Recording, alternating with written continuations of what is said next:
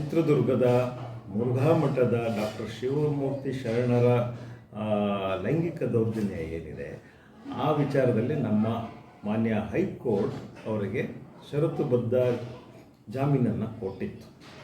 ನಮಗೆ ಸ್ವಲ್ಪ ತುಂಬ ಬೇಸರ ಆಗಿತ್ತು. ಅಂದರೆ ಪೋಕ್ಸೋ ಪ್ರಕರಣ ಇಡೀ ದೇಶವನ್ನು ಅಲುಗಾಡಿಸಿದಂತಹ ಒಂದು ಪ್ರಕರಣ. 4 ಜನ ಸಂತ್ರಸ್ತ ಮಕ್ಕಳಿದ್ದಾರೆ. ಅವರ ಹಿಂದೆ ಭಾಳಷ್ಟು ಸರಣಿಯಲ್ಲಿ ಭಾಳಷ್ಟು ಜನ ಹೆಣ್ಣು ಮಕ್ಕಳು ಬಳಕೆಯಾದಂಥ ಆರೋಪಗಳು ಕೂಡ ಇದ್ದಾವೆ. ಇಷ್ಟೆಲ್ಲ ಇದ್ದರೂ ಕೂಡ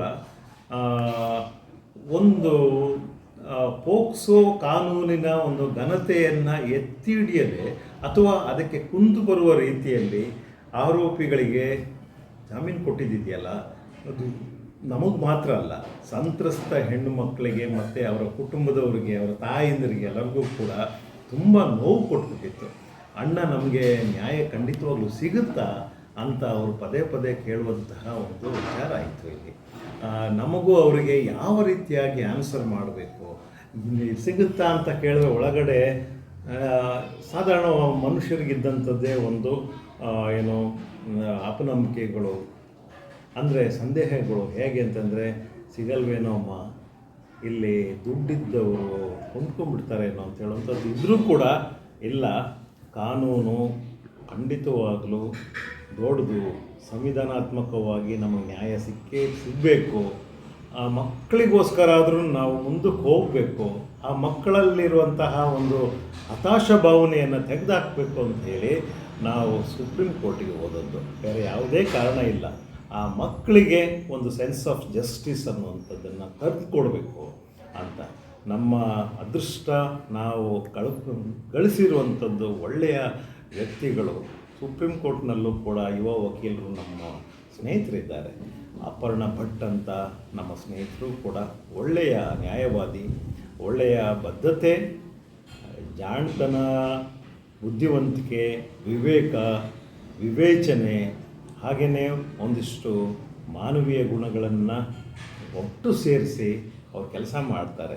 ಇಂತಹ ಒಂದು ಪ್ರಕರಣಗಳಲ್ಲಿ ತುಳಿತಕ್ಕೊಳಪಟ್ಟಂತಹ, ಶೋಷಣೆಗೊಳಪಟ್ಟಂತಹ ಮಕ್ಕಳ ಪರವಾಗಿ ವಕಾಲತ್ತನ್ನು ಹಾಕುವಂಥದ್ದು. ಅವರು ನಮ್ಮ ಕರ್ನಾಟಕದವರೇನಾ ಸರ್? ಅವರು ನಮ್ಮ ಕರ್ನಾಟಕದವರೇನೆ. ಅದೇ ರೀತಿ ಗುರುರಾಜ್ ಅಂತ ನಮ್ಮ ಸ್ನೇಹಿತರಿದ್ದಾರೆ, ಅವರು ಕೂಡ ನಮ್ಮ ಬೆನ್ಕಟ್ಟಿ ನಿಂತಿದ್ದಾರೆ. ಅವರು ಕರ್ನಾಟಕದವರೇ, ಮೈಸೂರಿನವರಾಗಿದ್ದಾರೆ. ನಮಗೆ ಒಂದು ಆನೆಯ ಬಲ ಸಿಕ್ಕದಾಗೆ. ನಿಮಗೆ ಗೊತ್ತಿರಲಿ, ಈ ಪ್ರಕರಣದಲ್ಲಿ ಘಟಾನುಘಟಿ ವಕೀಲರುಗಳು ಆರೋಪಿಯ ಪರವಾಗಿ ನಿಂತಿದ್ದರು. ಆದರೂ ಕೂಡ ನಮ್ಮ ಯುವ ವಕೀಲರು ಭಾಳ ಸಮರ್ಥವಾಗಿ ಮಂಡಿಸಿದ್ದಾರೆ. ಯಾವ ಕಾರಣಕ್ಕೋಸ್ಕರ ಆರೋಪಿಗೆ ಬೇಲ್ ಕೊಡಬಾರ್ದಿತ್ತು, ಯಾವ ಕಾರಣಕ್ಕೋಸ್ಕರ ಆರೋಪಿಯ ಬೇಲನ್ನು ಕ್ಯಾನ್ಸಲ್ ಮಾಡಬೇಕು ಮಾನ್ಯ ಉಚ್ಚ ನ್ಯಾಯಾಲಯ, ಸರ್ವೋಚ್ಚ ನ್ಯಾಯಾಲಯ ಅನ್ನುವಂಥದ್ದನ್ನು ಭಾಳ ಬ್ಯೂಟಿಫುಲ್ಲಾಗಿ ಅವರು ಮಂಡಿಸಿದ್ದಾರೆ. ಭಾಳ ಸಂತೋಷ ಆಯಿತು. ಇದು ಆಗಬೇಕಾಗಿರುವಂಥದ್ದು. ನಮ್ಮ ದೇಶದಲ್ಲಿ ಒಂದು ನ್ಯಾಯಿಕ ಪ್ರಕ್ರಿಯೆ ನಡೀಬೇಕಾಗಿದ್ದು ಹೀಗೆ ಅಂತ ನನಗೆ ಅನ್ನಿಸ್ತು. ಇದು ಮಕ್ಕಳಿಗೆ ತುಂಬ ಭರವಸೆ ಮಾತ್ರ ಅಲ್ಲ, ಅವರ ನೈತಿಕ ಶಕ್ತಿಯನ್ನು ಹೆಚ್ಚಿಸಿದೆ. ಅವರ ಮುಖದಲ್ಲಿ ಅವರ ಮುಗುಳ್ನಗೆಯನ್ನು ನೋಡಬೇಕಿತ್ತು. ಅಂದರೆ ಆ ಒಂದು ಏನು ಹೇಳ್ತೀರಿ, ಕಾನ್ಫಿಡೆನ್ಸನ್ನು ನೋಡ್ಬೋದು, ನಮಗೆ ನ್ಯಾಯ ಸಿಗುತ್ತೆ ಅನ್ನುವಂಥದ್ದು. ಹಾಗಾಗಿ ನಿನ್ನೆಗೆ ಕೊಟ್ಟಂತಹ ಒಂದು ತೀರ್ಪು ಏನಿದೆ, ಅದು ಒಂದು ಲ್ಯಾಂಡ್ ಮಾರ್ಕಿಂಗ್ ತೀರ್ಪು ಅಂತಲೇ ನಾನು ಹೇಳ್ತೀನಿ ಹೋಗಿಸೋ ಪ್ರಕರಣದಲ್ಲಿ. ಅಂದರೆ ಆ ಮಠಾಧೀಶರ ವಿರುದ್ಧ ದಾಖಲಾಗಿದ್ದು 2 ಕೇಸು, ಇದು 1 ಕೇಸನ್ನು ಮಾತ್ರ ಆಗಿರೋದು, ಇನ್ನೊಂದು ಹಾಗೆ ಪೆಂಡಿಂಗ್ ಇದೆ ಅಲ್ವಾ ಸರ್? ಹೌದು. ಈಗ ನಾವು ಹೋಗಿರುವಂಥದ್ದು ಒಂದು ಪ್ರಕರಣದಲ್ಲಿ ಬೇಲ್ ಕ್ಯಾನ್ಸಲ್ ಮಾಡಿಸ್ಲಿಕ್ಕೆ ಹೋಗಿದ್ದೀವಿ. ಭಾಳ ಮುಖ್ಯವಾಗಿ ಕನ್ಸಿಡರ್ ಆಗಿರುವಂಥ ಅಂಶಗಳು ಏನಂತಂದರೆ, ಸುಪ್ರೀಂ ಕೋರ್ಟ್ನಲ್ಲಿ ನೋಡಿ, ಪೋಕ್ಸೋ ಪ್ರಾವಿಷನ್ಸ್ ಪ್ರಕಾರ ಒಂದು ಪ್ರಕರಣ 1 ವರ್ಷದೊಳಗೆ ಇತ್ಯರ್ಥ ಆಗಬೇಕಾಗಿತ್ತು. ಈ ಪ್ರಕರಣ ಪ್ರಾರಂಭ ಆಗಿ 2 ವರ್ಷಗಳು ಕಳೆದೋಗಿದ್ದಾವೆ. 2 ವರ್ಷಗಳು ಕಳೆದರೂ ಕೂಡ ಒಂದು ರಿಹರ್ಸಲ್ಗೆ ಒಂದು ಚಾಲನೆಯೂ ಕೂಡ ಸಿಕ್ಕಿರಲಿಲ್ಲ. ಯಾವುದೇ ರಿಹರ್ಸಲ್, ಒಂದು ಸಾಕ್ಷಿಗಳ ವಿಚಾರಣೆಗಳು ನಡೆದಿಲ್ಲ. ಸುಮಾರು 86 ಸಾಕ್ಷಿಗಳಿದ್ದಾರೆ. 4 ಜನ ಸಂತ್ರಸ್ತ ಮಕ್ಕಳಿದ್ದಾರೆ. ಇವರನ್ನು ಕರೆದು ವಿಚಾರಿಸುವಂಥ ಕೆಲಸವನ್ನು ಕೂಡ ನ್ಯಾಯಾಲಯಗಳು ಮಾಡದೇ ಇದ್ದಾಗ ಒಬ್ಬ ಆರೋಪಿ ಮತ್ತು ಆರೋಪಿಯ ಸಂಗಡಿಗರನ್ನು ಬೇಲಲ್ಲಿ ಹೊರಗಡೆ ಕಳಿಸೋದಿದೆಯಲ್ಲ, ಇದು ಎಷ್ಟು ಸರಿ ಅನ್ನುವಂಥದ್ದು. ಅದರಲ್ಲೂ ಕೂಡ ಸಾಧಾರಣವಾದಂತಹ ಆರೋಪಿಗಳಲ್ಲ, ಇವರು ಪ್ರಭಾವಿಗಳಲ್ಲಿ ಪ್ರಭಾವಿಗಳು. ಯಾವ ರೀತಿಯ ಪ್ರಭಾವ? ಧಾರ್ಮಿಕ ಪ್ರಭಾವ ಬೀರುವಂತಹ ಶಕ್ತಿ ಇರುವಂಥವು, ಆರ್ಥಿಕ ಪ್ರಭಾವ ಬೀರುವಂಥ ಶಕ್ತಿ ಇರುವಂಥದ್ದು, ರಾಜಕೀಯವಾಗಿ ವೆಲ್ ಕನೆಕ್ಟ್ ಆಗಿರುವಂತಹ ವ್ಯಕ್ತಿಗಳು. ತುಂಬ ಸುಲಭವಾಗಿ ನಾವು ಹೇಳ್ಬೋದಾದದ್ದು ಏನಂತಂದರೆ, ಒಂದು ಚುನಾವಣೆಯಲ್ಲಿ ಒಂದು ಸರ್ಕಾರವನ್ನು ಬೀಳಿಸಿ ಒಂದು ಸರ್ಕಾರವನ್ನು ಎತ್ತುವಷ್ಟು ಶಕ್ತಿ ಇರುವಂತಹ ವ್ಯಕ್ತಿ, ಒಂದು ಇತಿಹಾಸವನ್ನು ಹೊಂದಿರುವಂತಹ ವ್ಯಕ್ತಿ. ಅವರನ್ನು ಪೂಜಿಸುವಂತಹ ಕೋಟ್ಯಾನುಕೋಟಿ ಭಕ್ತರಿದ್ದಾರೆ ಈ ದೇಶದಲ್ಲಿ, ಅದರಲ್ಲೂ ನಮ್ಮ ಕರ್ನಾಟಕದಲ್ಲಿ. ಆ ಮಠಕ್ಕೆ ಒಂದು ಗೌರವ ಇದೆ, ಘನತೆ ಇದೆ. ನನಗೂ ಕೂಡ ಮಠದ ಬಗ್ಗೆ ಬಹಳ ಗೌರವ ಇರುವಂಥದ್ದು. ಸುಮಾರು 700 ವರ್ಷದ ಇತಿಹಾಸ ಇರುವಂತಹ ಮಠ ಶ್ರೀ ಮುರುಘಾ ಶ್ರೀ ಮಠ. ಬಿಚ್ಚುಗತ್ತಿ ಭರಮಣ್ಣ ನಾಯಕ ದೊರೆ ಕಟ್ಟದಂತಹ ಮಠ ಇದು, ಕೋಟೆಯಲ್ಲ. ಮಯೂರವರ್ಮನ ಕಾಲದಿಂದ ಬೆಳೆದು ಬಂದಂತಹ ಮಠ ಅದು. ಅದ್ರ ಬಗ್ಗೆ ಪ್ರತಿಯೊಬ್ಬ ಕನ್ನಡಿಗನಿಗೂ ಕೂಡ ಒಂದು ಹೆಮ್ಮೆ ಇರಬೇಕಾದಂಥದ್ದು ನಮಗೂ ಕೂಡ ಇದೆ. ನಮಗಿರುವಂಥ ನೋವೇನು ಅಂತಂದರೆ, ಅಂತಹ ಒಂದು ದಿವ್ಯ ಮಠದೊಳಗಡೆ ಇಂತಹ ಕಾಡು ಬೆಕ್ಕೇನು ಸೇರಿಕೊಂಡು ಅಲ್ಲಿಯ ಮಕ್ಕಳನ್ನು ಕಿತ್ತು ತಿಂತಾ ಇದ್ದಂಥದ್ದು ಇದೆಯಲ್ಲ, ಅದು ಮಠಕ್ಕೆ ಶೋಭೆ ತರುವಂಥದ್ದಲ್ಲ. ಅದ್ರ ಬಗ್ಗೆ ಪ್ರತಿಯೊಬ್ಬರು ಕೂಡ ಸಿಡಿದು ಹೇಳಬೇಕಾಗಿತ್ತು. ಕಳೆದ ಒಂದು 2-2.5 ದಶಕಗಳಿಂದ ಈ ಒಂದು ವ್ಯವಹಾರಗಳು ನಡ್ಕೊಂಡು ಬಂದಿದ್ದಾರೆ. ಅದಕ್ಕೊಂದು ಮುಕ್ತಿ ತೋರಿಸ್ಲಿಕ್ಕೋಸ್ಕರ ಈ ಮಕ್ಕಳ ಒಂದು ಪ್ರಕರಣ ನಮ್ಮ ಬಾಗಿಲಿಗೆ ಬಂದಿದೆ ಅಂತ ನಾನು ಅದನ್ನು ಕಣ್ಣುಗೊತ್ಕೊಂಡು ತಗೊಂಡಿದ್ದೆ.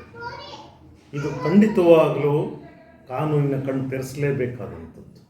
ಆ ಕೆಲಸವನ್ನು ನಾವು ಮಾಡಲೇಬೇಕಾದಂಥದ್ದು. ಇದನ್ನು ಎಲ್ಲ ಶಕ್ತಿಯಿಂದ, ಎಲ್ಲ ಬದ್ಧತೆಯಿಂದ ಒಡನಾಡಿ ಮಾಡ್ತಾ ಬರ್ತಾ ಇದೆ. ಹಣಕಾಸು ಇಲ್ಲದೇ ಇರ್ಬೋದು, ನಮಗೆ ಬದ್ಧತೆ.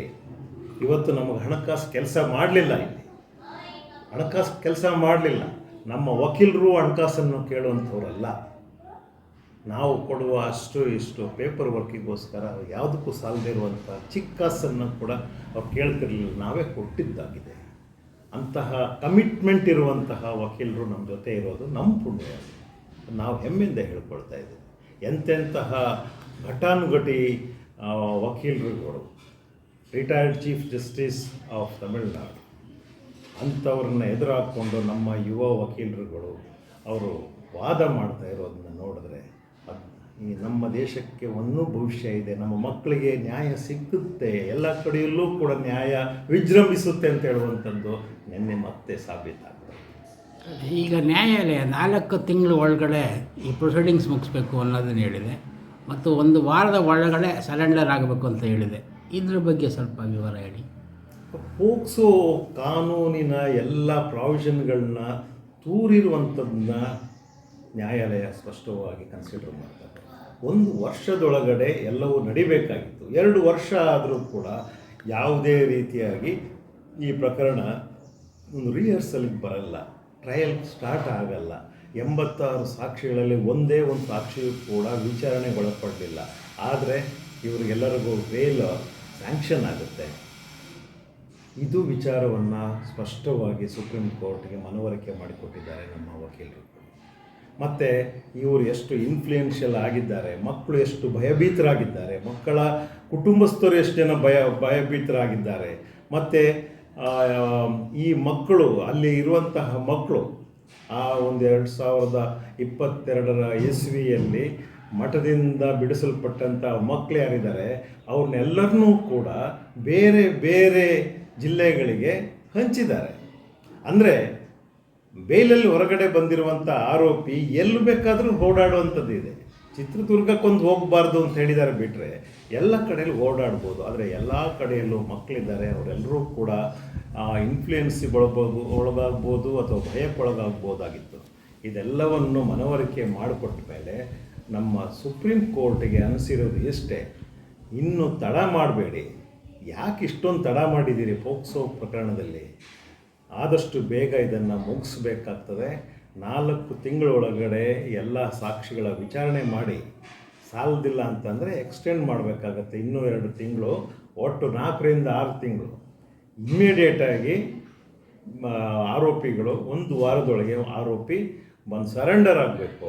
ಈ ಪ್ರಕ್ರಿಯೆ ಮುಗಿಯುವವರೆಗೂ ಆರೋಪಿ ನ್ಯಾಯಾಂಗ ಬಂಧನದಲ್ಲೇ ಇರಬೇಕು, ನ್ಯಾಯಾಂಗ ಬಂಧನದಲ್ಲೇ ಇರಬೇಕು ಅಂತ ಹೇಳಿದೆ. ಇದ್ರ ವಿರುದ್ಧ ಮತ್ತೆ ಅವ್ರ ಮೇಲ್ಮನವಿಯನ್ನು ಹೋಗೋಕ್ಕೆ ಸಾಧ್ಯತೆ ಇದೆಯಾ? ಸಾಧ್ಯತೆಗಳಿಲ್ಲ, ಇದರಲ್ಲಿ ಸಾಧ್ಯತೆಗಳಿಲ್ಲ.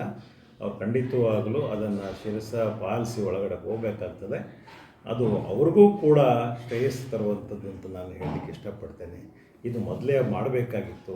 ನಮ್ಮ ಉಚ್ಚ ನ್ಯಾಯಾಲಯದಲ್ಲಿ ಈ ಒಂದು ವಿಚಾರವನ್ನು ಎತ್ತಿ ಹಿಡಿಬೇಕಾಗಿತ್ತು. ಯಾಕೆ ಅಂತಂದರೆ ಪೋಕ್ಸೋ 2012 ಏನಿದೆ ಅದು ಸೃಷ್ಟಿಯಾಗಿದ್ದೇ ತೊಂದರೆಗೆ ಸಿಕ್ಕಾಕೊಂಡಂಥ ಮಕ್ಕಳಿಗೆ ನ್ಯಾಯ ಒದಗಿಸ್ಲಿಕ್ಕೋಸ್ಕರ ಮತ್ತು ಸ್ವಲ್ಪ ಟೈಟ್ ಮಾಡಲಿಕ್ಕೆ ಕಾನೂನು, ಹೆಣ್ಣು ಮಗು ಆಗಲಿ ಗಂಡು ಮಗು ಆಗಲಿ ಗಂಡು ಮಗು ಆಗಲಿ. ಅದು ಬಿಟ್ಬಿಟ್ಟು ಆರೋಪಿಗಳಿಗೆ ನಾವು ಸಡ್ಲ ಮಾಡಲಿಕ್ಕೆ ಪೋಕ್ಸೋ ಬೇಕಾಗಿರಲಿಲ್ಲ. ಬೇರೆ ಬೇರೆ ಕಾನೂನುಗಳಿದೆ. ಆರೋಪಿಗಳನ್ನು ಕಾನ್ಸಂಟ್ರೇಟ್ ಮಾಡಿಕೊಂಡು ಇಲ್ಲಿ ಕೆಲವೊಂದು ಏನು ಸಡಿಲ ಮಾಡಿರುವಂಥದ್ದನ್ನು ನಾವು ನೋಡ್ತೇವೆ. ಮತ್ತು ಈಗಲೂ ಕೂಡ ಆ ಪ್ರಕರಣದಲ್ಲಿ SC/ST ಅಟ್ರೋಸಿಟಿ ಆ್ಯಕ್ಟ್ ಏನಿದೆ ಅದನ್ನು ಕೈಬಿಟ್ಟಿದ್ದಾರೆ. ಹಾಗೆಯೇ ಏನು misuse of religious institutions act ಏನಿದೆ ಅದನ್ನು ಕೂಡ ಕೈಬಿಟ್ಟಿದ್ದಾರೆ. ನಾವು ಇದನ್ನು ಪ್ರಶ್ನೆ ಮಾಡಬೇಕಾಗ್ತದೆ.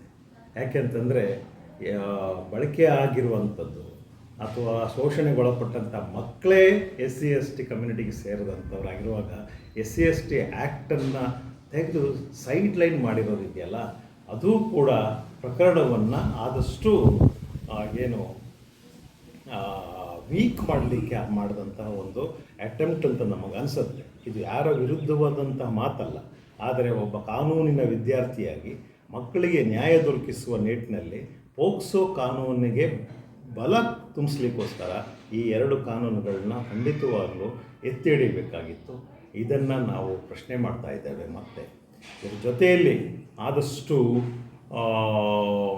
ನಮ್ಮ ನ್ಯಾಯಪೀಠಗಳು ಯೋಚನೆ ಮಾಡಿ ಪ್ರಕರಣವನ್ನು ನಮ್ಮ ಕರ್ನಾಟಕವನ್ನು ಬಿಟ್ಟು ಬೇರೆ ಕಡೆಯಲ್ಲಿ ಮಾಡಲಿ ಅಂತ ಹೇಳುವಂಥದ್ದನ್ನು ಕೂಡ ಇನ್ಸಿಸ್ಟ್ ಮಾಡ್ತೇನೆ. ಅದಕ್ಕೆ ಅವಕಾಶಗಳಿದೆ. Out of state court trial Jayalalitha ಪ್ರಕರಣದಲ್ಲೂ ಆಗಿದೆ. ಎಕ್ಸಾಕ್ಟ್ಲಿ, ಜಯಲಲಿತಾ ಪ್ರಕರಣದಲ್ಲಿ ಹೇಗೆ ನಮ್ಮಲ್ಲಿ ಆ ಒಂದು ಪ್ರಕರಣ ಬಂದಿತ್ತು, ಅದೇ ರೀತಿ ನಮ್ಮ ಪ್ರಕರಣ ಪಕ್ಕದ ತೆಲಂಗಾಣ, ಅಲ್ಲೇ ಚಿತ್ರದುರ್ಗದ ಪಕ್ಕದಲ್ಲೇ ತೆಲಂಗಾಣ ಇದೆ, ಅಲ್ಲಿಗೂ ವರ್ಗಾಯಿಸ್ಬೋದು. ಯಾಕೆಂದರೆ ಅಲ್ಲಿ ಇನ್ಫ್ಲೂಯೆನ್ಸ್ಗೆ ಒಳಗಾಗುವಂಥ ಚಾನ್ಸಸ್ ಭಾಳ ಕಡಿಮೆ ಇರುತ್ತೆ. ಅಧಿಕಾರಿಗಳು ಹೊಸಬ್ರು ಇರ್ತಾರೆ. ಹೀಗೆ ಅದು ವಾತಾವರಣ ಬೇರೆ ಇರುತ್ತೆ. ಮಕ್ಕಳಿಗೆ ಸ್ವಲ್ಪ ನಿರ್ಭಯವಾದ ವಾತಾವರಣ ಸಿಗ್ಬೋದು ಅಂತ ಹೇಳುವಂತಹ ಒಂದು ವಿಚಾರದಲ್ಲಿ ಈ ಪ್ರಾರ್ಥನೆಯನ್ನು ನಾವು ನ್ಯಾಯಪೀಠದ ಮುಂದೆ ಇಡಬೇಕು ಅಂತ ಇದ್ದೇವೆ. ಇದು ಒಂದು ಒಳ್ಳೆಯ ಬೆಳವಣಿಗೆ ಅಷ್ಟೇ.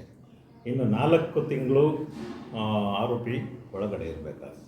ನಮ್ಮ ಇನ್ನೊಂದು ಪ್ರೇಯರ್ ಏನು ಅಂತಂದರೆ, ಅವರ ಹಿಂದೆ ಇದ್ದಂತಹ ಅಕ್ಯೂಸ್ ನಂಬರ್ 2, 3, 4 ಅಲ್ಲಿದ್ದಾರಲ್ಲ, ಅವರೆಲ್ಲರೂ ಕೂಡ ಇವಾಗ ನೋಡಿ ಅವರು ಬೇಲಲ್ಲಿದ್ದಾರೆ. ಬೇಲಲ್ಲಿ ಮಾತ್ರ ಇಲ್ಲ, ಅವರು ವಾಪಸ್ಸು ಮಠದಲ್ಲಿ ಬೇರೆ ಬೇರೆ ಜವಾಬ್ದಾರಿಯಲ್ಲಿ ತೊಡಗಿಸ್ಕೊಂಡಿದ್ದಾರೆ. ಅದರ ಅರ್ಥ ಏನು ಬರುತ್ತೆ? ಅವರೆಲ್ಲರೂ ಕೂಡ ಆರೋಪಿ ನಂಬರ್ 1ನ ಪರವಾಗಿ ಮಠದಲ್ಲಿ ಕೆಲಸಗಳನ್ನ ಮಾಡ್ತಿರ್ತಾರೆ, ಅಥವಾ ಅಲ್ಲಿ ನಡೀತಿರುವಂಥ ವಿದ್ಯಮಾನಗಳೇನಿದ್ದಾವೆ ಅವೆಲ್ಲವನ್ನು ಆತನಿಗೆ ವರ್ಗಾಯಿಸ್ತಾ ಇರ್ತಾರೆ. ಇದು ಸಹಜವಾದಂಥ ವಿಚಾರ. ಇಷ್ಟು ಸಹಜವಾದ ವಿಚಾರವನ್ನು ನಾವು ಸರ್ಕಾರ ಮತ್ತು ನ್ಯಾಯಿಕ ವ್ಯವಸ್ಥೆಗಳು ಗ್ರಹಿಸಲಾರದು ಅಂತ ನನಗೇನು ಅನಿಸಲ್ಲ. ಹಾಗಾಗಿ ಅವರ ಬೇಲನ್ನು ಕೂಡ ಕ್ಯಾನ್ಸಲ್ ಮಾಡುವಂಥದ್ದು ಆಗಲಿ ಅಂತ ಹೇಳುವಂಥದ್ದು ನಮ್ಮ ಪ್ರಾರ್ಥನೆ ಇದೆ. ಪೋಕ್ಸೋ ಪ್ರಕರಣ ಗಂಭೀರವಾಗಿ ಪರಿಗಣಿಸಬೇಕು. ಮತ್ತು ಅವರು ಪೊಲೀಸ್ನವರು ಇನಿಷಿಯಲ್ ಸ್ಟೇಜ್ನಲ್ಲಿ ಸಲ್ಲಿಸಿರುವಂತಹ ಚಾರ್ಜ್ ಶೀಟ್ ಏನಿದೆ ಅದನ್ನು ಎತ್ತಿ ಹಿಡಿಬೇಕು. ಅದನ್ನು ರಿಹರ್ಸಲ್ ಆಗೋಕ್ಕಿಂತ ಮೊದಲೇ ಪರಿಷ್ಕರಿಸಿ ಅದರಲ್ಲಿ ಕೆಲವೊಂದು ಏನು ಕಾನೂನುಗಳನ್ನು ಕೈಬಿಟ್ಟಿದ್ದಿದೆಯಲ್ಲ, SC/ST ಅಟ್ರಾಸಿಟಿ ಆ್ಯಕ್ಟ್ ಆಗ್ಬೋದು, misuse of religious institutions act ಇರ್ಬೋದು, ಇವೆಲ್ಲವನ್ನು ಕೂಡ ರಿಹರ್ಸಲ್ ಆಗೋಕ್ಕಿಂತ ಮೊದಲೇ ಇದು ಪ್ರಯೋಜನಕ್ಕೆ ಬಾರದಿರುವಂಥದ್ದನ್ನ ಹಾಕಿದ್ದೀರಿ ತೆಗೆದಿಡೋದಿದೆಯಲ್ಲ, ಅದು ತುಂಬ ಯೋಚನೆಗೆ ಈಡು ಮಾಡ್ತಾ ಇದೆ.